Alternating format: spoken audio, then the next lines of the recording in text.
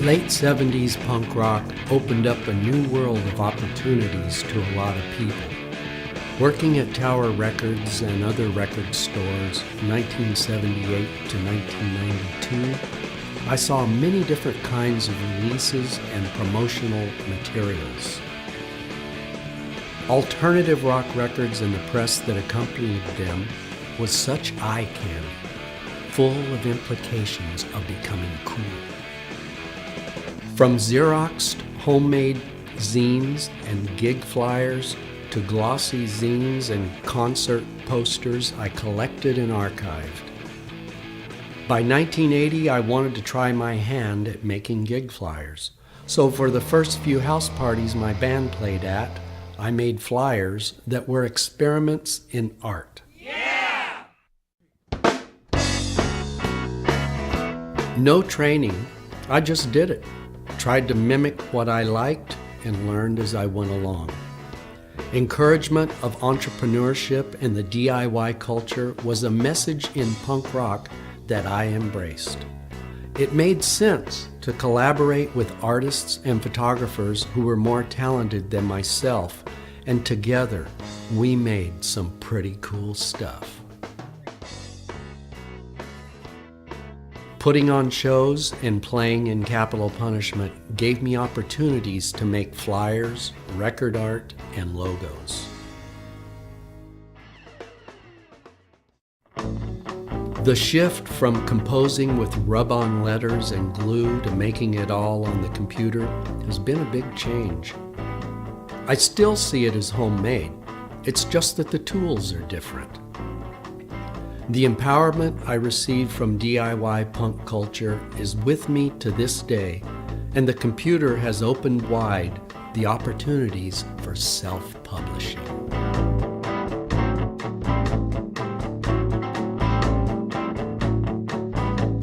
It's funny because a lot of punk flyers and zines tried to make use of every square inch of a sheet of paper. I still try to ignore boundaries, am supremely economical, and always try to cram as much information as possible into that space.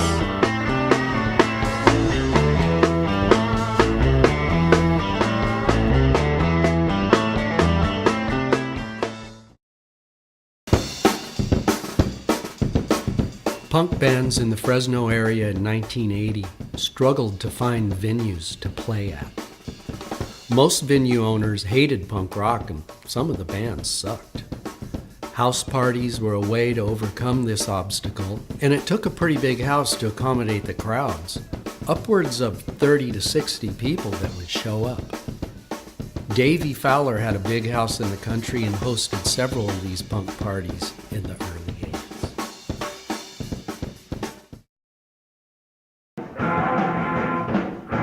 My first gig flyer, a collage made from bits and pieces cut out from comic books and magazines, my band, Altered Features, and Dog Meat at Davey Fowler's. Another gig at Davey Fowler's. Altered Features was the very first band Jossie and I played in. It was born out of the ashes of Wendy and the Twitch and featured Wendy West on vocals. 666 was absolutely hilarious in their repartee with the audience. They saw punk rock as a way to challenge folks to define punk.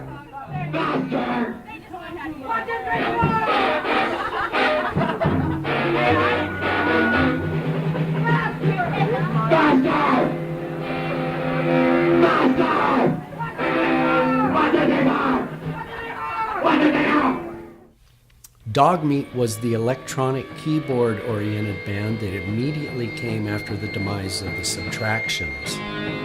3 bands at a house party. It was a hit.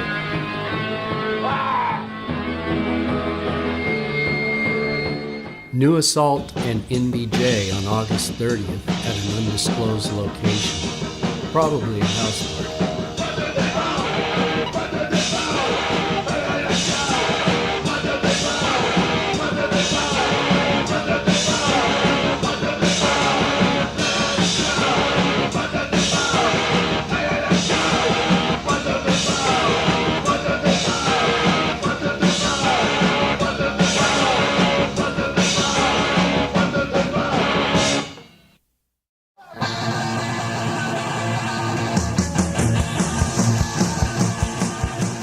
Apocalyptic imagery was quite prevalent back in the early 80s.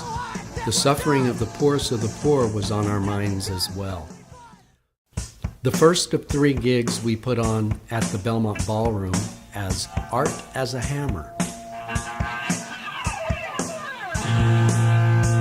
The first was DOA on April 9th of 1981. The second one was on May 15th, and that featured Black Flag as the headliner.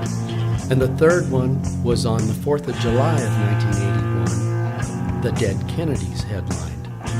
And all 3 of these were at the Belmont Ballroom. An outstanding memory from the Black Flag gig was the big fist fight that broke out near the front of the stage. The old guy's security guard tried to break it up without much success until he pulled his revolver out and held it up. When they caught sight of that gun, they suddenly stopped fighting. It was beautiful. No more fights for the rest of the night. The other cool thing about that Black Flag gig was James Acomb, a young photographer and filmmaker, filmed the show on his Super 8 film camera.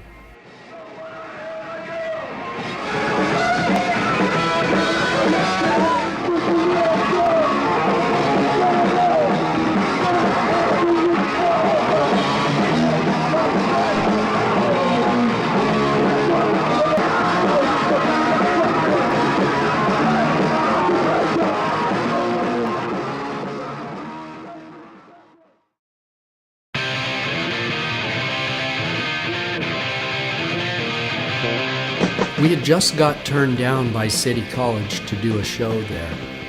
I suspect because the word had gotten around about the slam dancing and other odious behavior at the punk gigs. So we went out to Woodward Park, set up our gear, and played. It took them a couple hours to come out and tell us to stop playing. By that time, 3 or 4 bands had played. I just told all the bands we were putting on a show at the park and come and play. By the time the people in charge figured out we didn't reserve the use of the band shell, 4 or 5 bands had already played. The crowd at this event was pretty big, about 100 people. We had no idea that the relatively big audiences we could assemble was such a valuable asset. We never did promotion before. We thought anybody could get 100 people to a gig or 50 people to a house party to watch unknown bands play mostly original material. We later found out that the ability to draw these kinds of audience was actually rare and quite valuable. A year or so later, when Vince Varela started putting on shows at the Knights of Columbus, it was that sustaining, dependable draw that financed the whole thing and kept the ball rolling for years.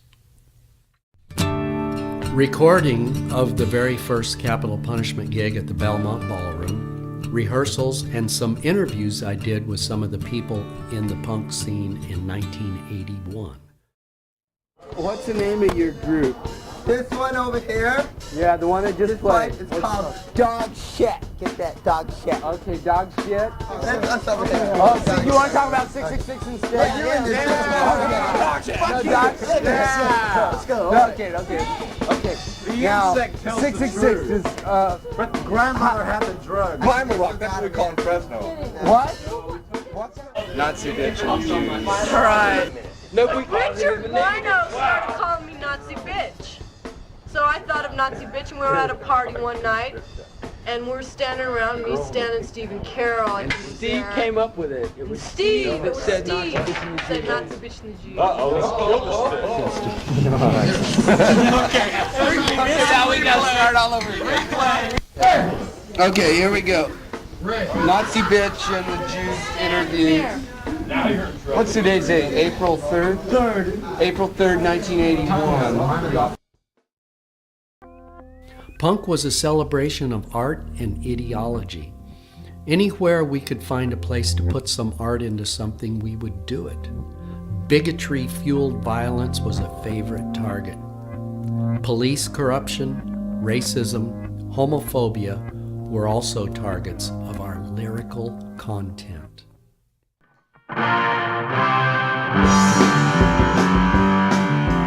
Jocelyn's 26th birthday party at Ralph's house in 1981. A lot of people were there. 3 bands played. It went on for 2 nights. Stage diving off the roof of the house. Max was there with Foaming Lucy in the Sky.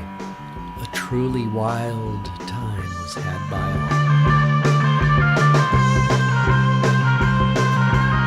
The first month of the new year started off with a bang. 5 bands from Fresno invited to come to play San Francisco at the legendary Mabuhay Gardens by Tim Yohannan of Maximum Rock and Roll. There was a helpful camaraderie in punk during the early days.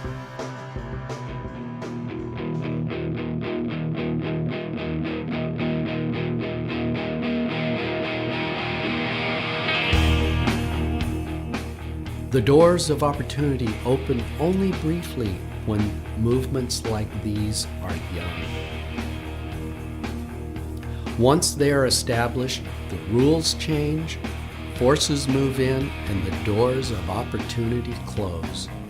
There were similar chain of events in the early days of 1950s rock and roll and in the 60s with the expansion of psychedelic bands.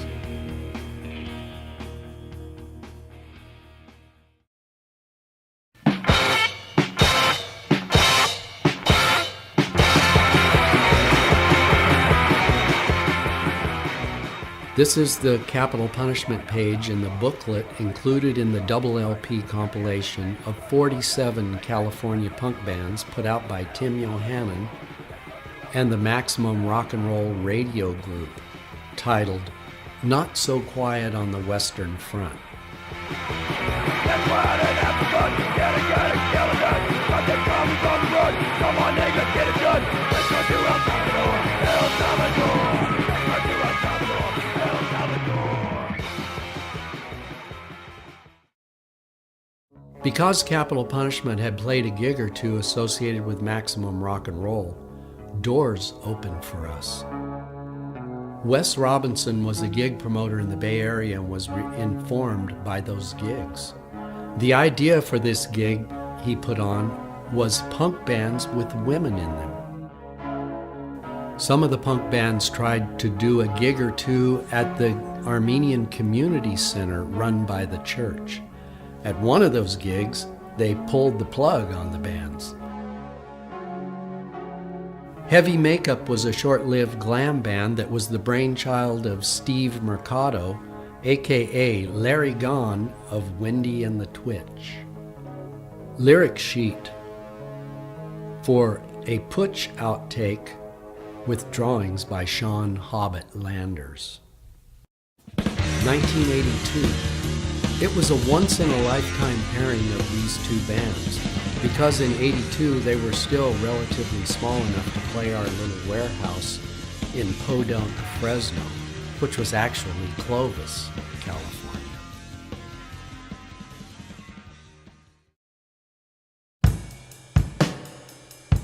Tom Mallon recording in San Francisco, our debut 4-song 7-inch EP, mastered at Fantasy Studio by George Horn. I found the hanging skeleton in a book from the Fresno County Library. I was influenced by the record art of factory records in England at the time. Back cover of the record that was originally titled as Two-Party System, but was to become known as the Jody 7-inch because of the 5-minute song on the side. Jody is my bloody love, a virgin till she dies.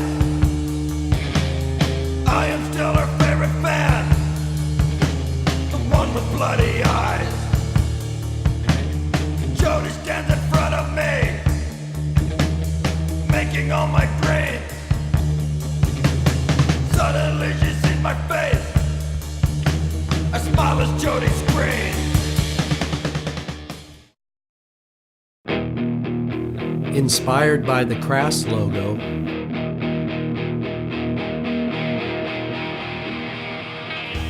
I partnered with Tim Biskup on several projects for Capital Punishment over the years. In my opinion, this is the best of them. The family style logo, Dad with his mohawk and upside down cross earring. Ad for the Jody 7-inch. Stage Dive Records t-shirt logo. 80s Fresno punk history collage. There was a continuity from the late 70s into the mid 80s because most of the people from the very beginning were still there by 84, if not lurking in the shadows. After that, slowly but surely, many of the trailblazers moved on. Some people went on to great success in one field of endeavor or another, like Keith Calmes, Antonio Olmos, Talon Memot, John Paulson, James Acom, Gary Schuster, the Mitchell brothers, and others. Some passed away from heroin overdose, suicide, or accident. But for a few magical moments there in the 1980s, we were linked together by punk rock, and it was fun.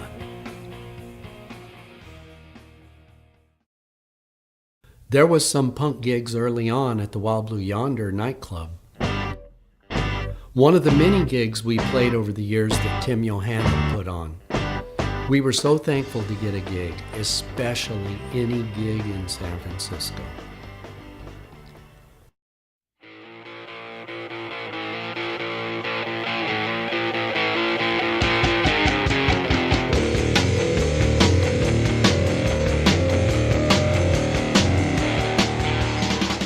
Artwork for the 13-band, 22-song compilation I put together in the 80s. All the bands except The Assault and the Wona Boys Choir recorded their songs for this comp at the warehouse on Barstow Avenue in Clovis in the summer of 1984. A friend loaned me a Fostex 88 8-track reel-to-reel recorder, and I recorded these bands.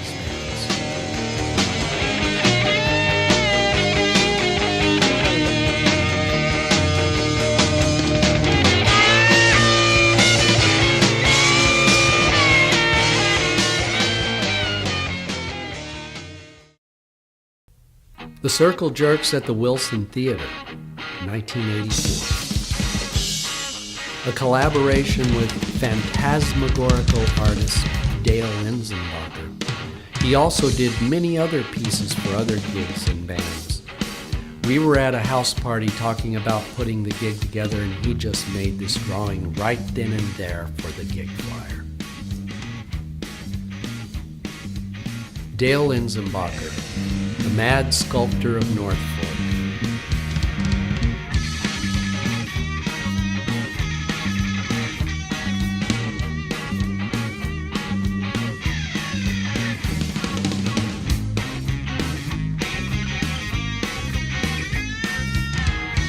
Our debut album, When Push Comes to Shove.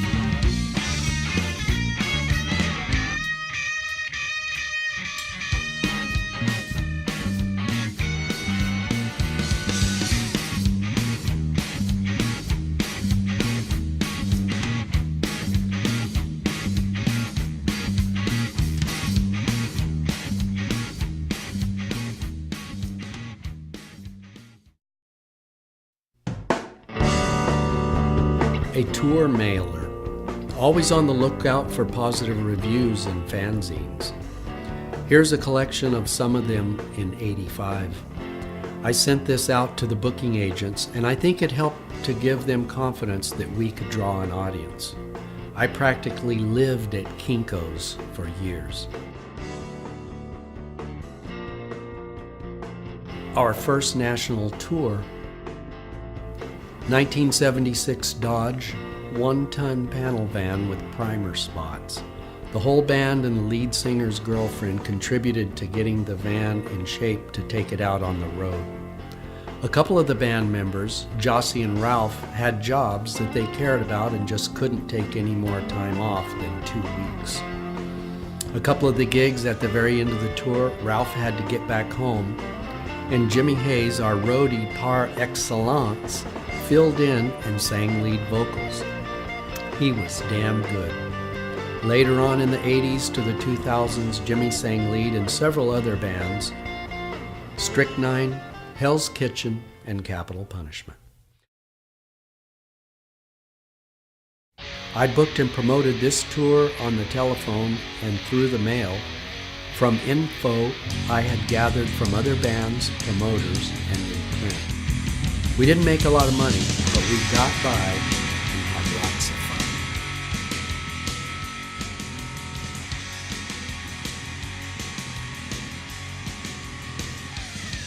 In 1985, I opened Stage Dive Records at 168 North Blackstone in Fresno, next door to Pat's Bail Bonds.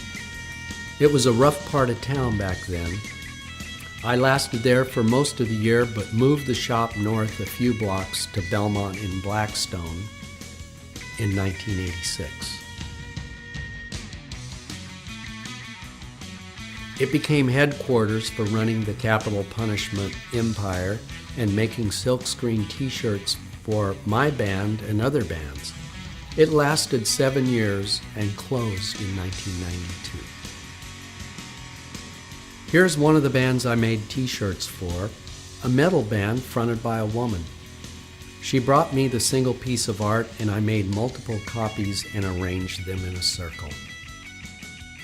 Burnin' Bob and the Big Boys t-shirt logo. Here's a flyer for a gig that we played at the Knights of Columbus Hall, and The Offspring played support to us. I wish I would have known some of these bands were going to go on to such great success, as I would have been a little nicer to them. And some Polaroids from 84 and 85. There would be 2, maybe 3 flyers for the same punk gig. It wasn't a problem because it was the punk ethic of inclusiveness. Anybody can get on the stage. Once pink, now oranged with time.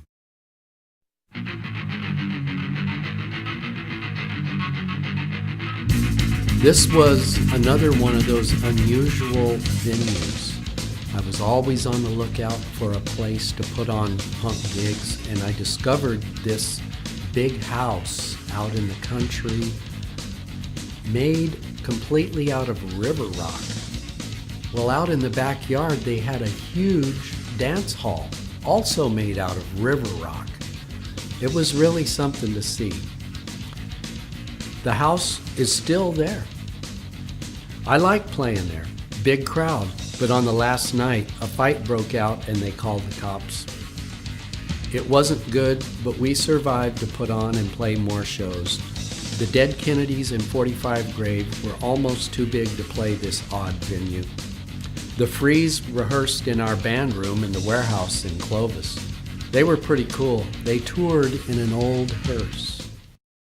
We were on our way to a gig in Guerneville at the River Theater with a van load of folks and stopped off on the side of the road for a photo shoot. Our friend Brooke Taylor, whom we had met on tour in Nebraska, came to visit and he shot a lot of pics of the band. Some weeks later, I used the photo for this gig flyer.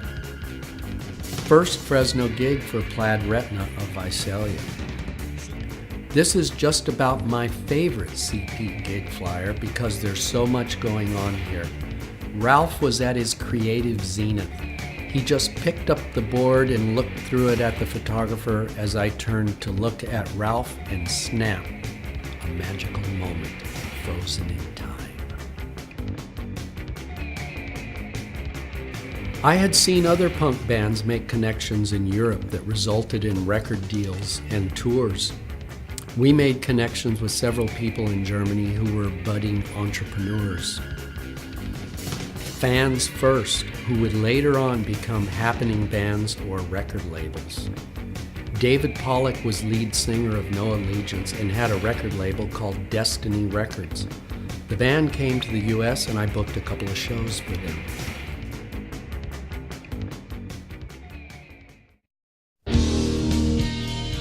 Slum with a View LP, European version with different art and a few different tracks. Photo by Brooke Taylor. Here's a gig flyer that was made from a photo of a shot of myself shaving at the bathroom in Maximum Rock and Roll House on Clipper Street in San Francisco. I'm lathered up to take a shave. In 1987, CP was the darling of the Bay Area punk scene. We played several times at the Farm in San Francisco for pretty big audiences. Eyes are wide open, and I have trouble seeing things. So many things that come and got still a push up to slap. You're the exhibition that rain before me. You're the exhibition that rain before me. Show me something, show me something, show me something, something that I've never seen before. Eyes are wide open, and there's nothing better, nothing better. I made a lot of mixtape compilations over the years. This is one of the best ones. A Decade of Punk Rock, 77 to 87. A lot of effort went into this compilation, and it contains many of my old favorite hardcore punk songs. In 1988, Capital Punishment reformed with new members, and we put out a 7-inch. This is the back cover that I designed and laid out, with the help of wonderful art by Tim Biscup and a photo by Katz Seki. I would hook up with just about anyone who would want to put on a punk show or just get a gig for their band. The little towns outside of Fresno were fair game to try to find a venue for a gig or two.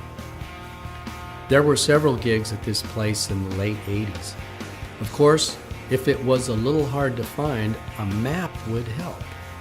So I'd put a little map on the flyer.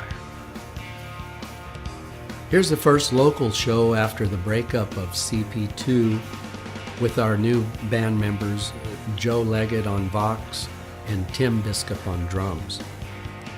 This is the only show we did at this venue and for this promoter, Jeffrey Wright.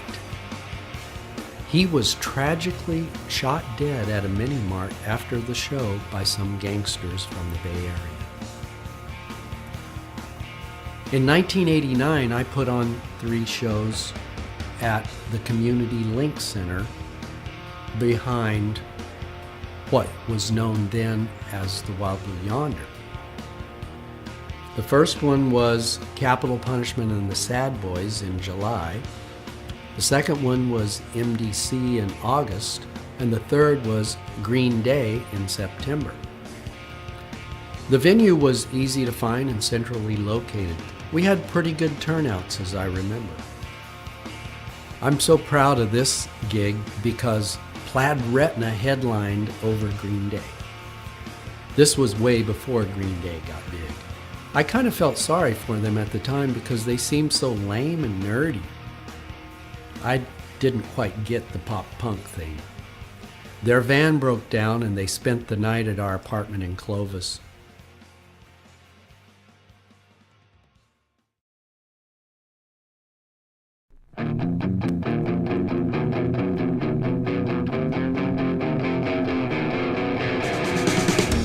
The Shredder 7-inch compilation EP. Gangs, cops, prostitutes, hard-raised bikers, leather boots, old ones buying dirt she wants. In the gutter, do they mind? Everyone here's a human wreck. Plus good tattoos on their necks, sell their bodies to get smacked. This whole thing's gonna make me crack. I can't stand working at the stick gun store. No blinded man, don't need it no more. Work experience has made me sour, and I only get 4 bucks.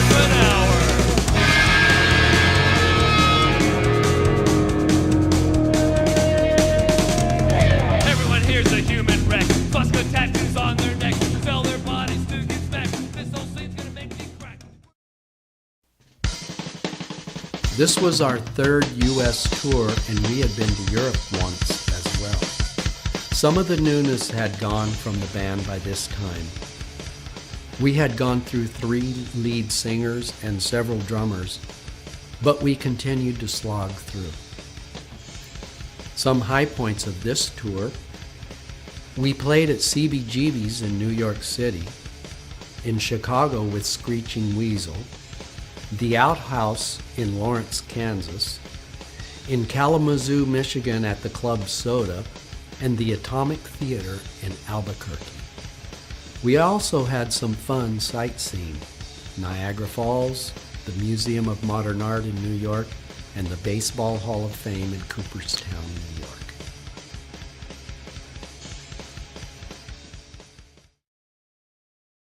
It's funny how a band could be in decline and yet still achieve some impressive trophies.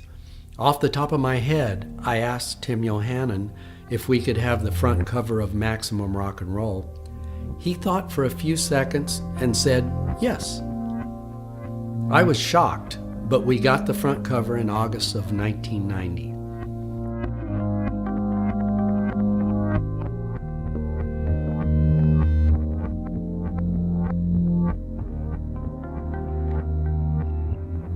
In 1991, I put a gig together to showcase Fresno punk and rock bands at an out-of-town happening venue, Gilman Street. Almost no one from the Bay Area attended this show, as they saw it as an encroachment on their turf. A far cry from the sentiment towards the all-Fresno show at the Mabuhay nearly 10 years earlier. At that gig in January of '82, we were warmly received, even though the bands at that time suffered from lots of suckiness. By 1991, we bands had gotten a lot better, but the territorial, gangy localism had began to take hold. In spite of the low turnout, we still had fun and all the bands got to play. When you have 12 bands worth of musicians and their friends, you will have an audience, even if it is just the other musicians. In 1991, I also made a collage celebrating 10 years of Capital Punishment. Always working and reworking logos. We had a lot of laughs with our new lead singer, Harvey Moody. This was one of them. He complained of my flatulence, being trapped in a van full of beer-drinking punk musicians, and it became a running joke. We even recorded a song about it called The Fart Song.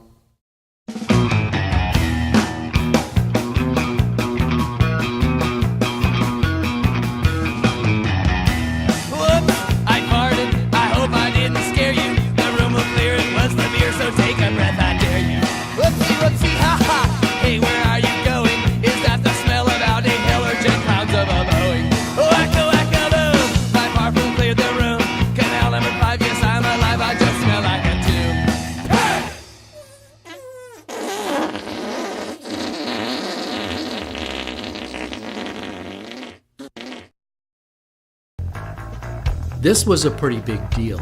People came out of the woodwork to attend this reunion of Capital Punishment at Club Fred in Fresno. Several people came down from the Bay Area to attend, including the guys from Neurosis and photographer Murray Bowles.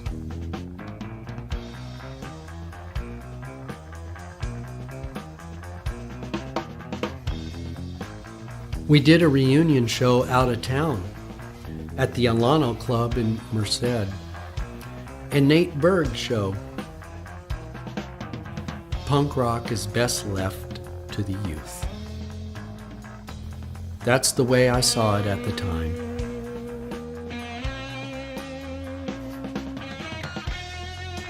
Here's a couple of Capital Punishment logos in the mid-90s. Hardcore with the Heathen radio show ad from a Polaroid I took of John Heidebrecht, who had a rad show on the Fresno College radio station for several years.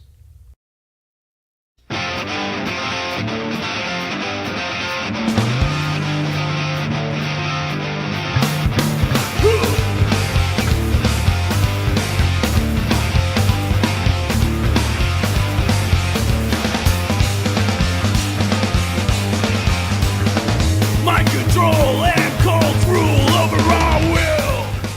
loved playing Club Fred, but we were nearing the end. Here's the last capital punishment gig. A comfy chair, a beer, and a cigarette. Kind of sums it all up. It finally came to a halt after 14 years. I held out for a few more months into '95, hoping for another tour to materialize, but it didn't, and we laid the band to rest. It was a fun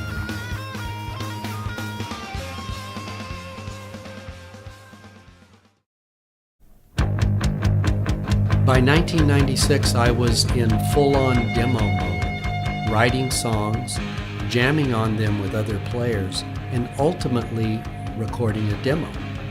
These were the days of the Tascam 424 4-track cassette recorder. I made dozens of my own projects and other players as well. I like to wander off the punk rock reservation and into rockabilly, electronic, tape manipulation, sound collage, and folk. Jimmy Hayes went on to sing for Oakland's Strychnine after Capital Punishment gave up the ghost in 1995. I booked a couple of shows for them the next year here in Fresno. A very cool band and has toured Europe several times. 1999 CD booklet. After going through dozens of players, I settled in on Jeff Spina bass and John Houseman drums. We gave this project our best, but it floundered and evaporated. One of the last of the cut and paste projects. I got a computer in 1999 and began to learn digital editing. The Knockoffs was my concept cover band, Roots of Punk. Link Wray, the Sonics, the Stooges, Johnny Thunders. We quickly changed the name as there was already a band in Modesto by the same name. This was a memorable gig. Sounds really good, a Saturday night, first day of the new year, except that it's the most hangover day in the year.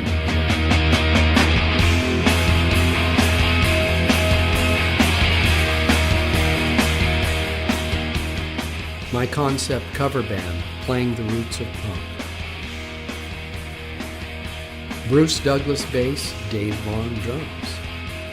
Civil Duty was a great band, and so was It'll Grow Back. Nearing the end of paper flyering and the beginning of online advertising of gigs, it was still about getting attention and that evil face without a mouth, which I found in an old car repair magazine, did the trick. Club Fred was my favorite place to play in Fresno. Thank you, Freddie Martinez.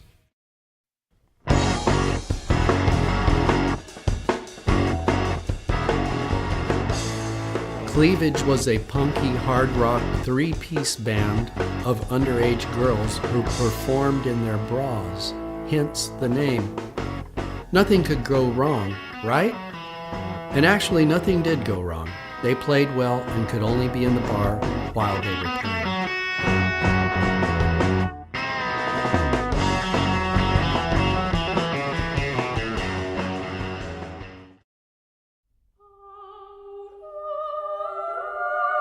This was one of the last punk shows I put on. There was one more after this that had the biggest gang fight I ever saw. 10 or 15 guys either fighting, trying to break it up, or trying to get in on it. The house lights went up and the responsible people were shouting at the top of their lungs, "Stop the fighting, call the cops." All to no avail. The big pool of blood near the front of the stage with bloody footprints going out the front door and the back door told the tale. As a matter of my own personal safety, my advancing age, and my disgust with violence, I decided to stop putting on punk shows.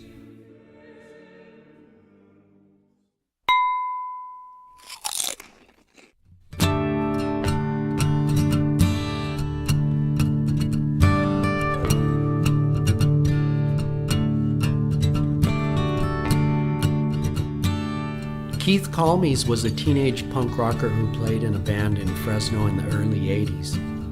He went away to college and I never heard from him again until he commented on one of my Fresno punk history posts around the turn of the century. I later found out he got several degrees in music and had become an accomplished classical guitarist and published Bay author. He came to Fresno and gave a recital at Fresno City College, and I made this handbill for the gig. It was a great show. I continued on into the new millennium doing a couple of different bands, several of them with Jocelyn, my soulmate. We played several gigs at the Milano Pizza on the old Fulton Mall.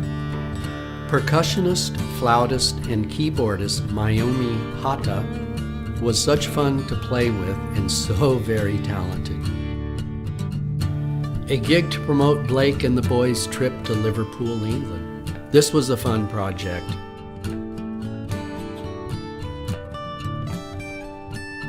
Alien Drawing by John Anders. We played with Dockabilly,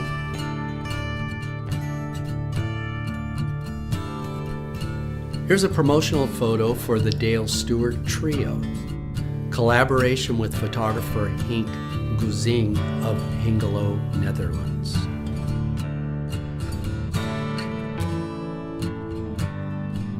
Just for the hell of it. Photo play with Nate Berg, prolific punk rock promoter who stopped by to say hello. I recorded a conversation with Vince Barella about his days as a punk rock promoter in Fresno back in the 1980s. Here's the DVD Bluray booklet.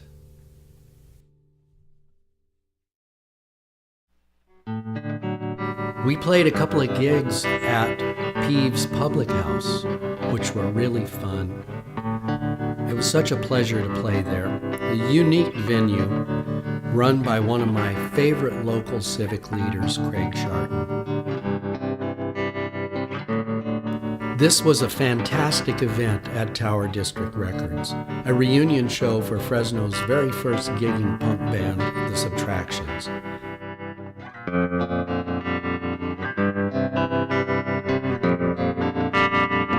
Here's a shot I took of Subtractions guitarist Ricky Renaud laying down the licks and getting feedback at the reunion show. I like to call him the Picasso of punk. Here's a gig I played my folk set at Tower District Records. Such a wonderful place to play. Nice stage, great PA, good vibe. Another collaboration with Henk Guzing with the photo editing. My latest band does folkabilly and such with Mike and Chuck Otero.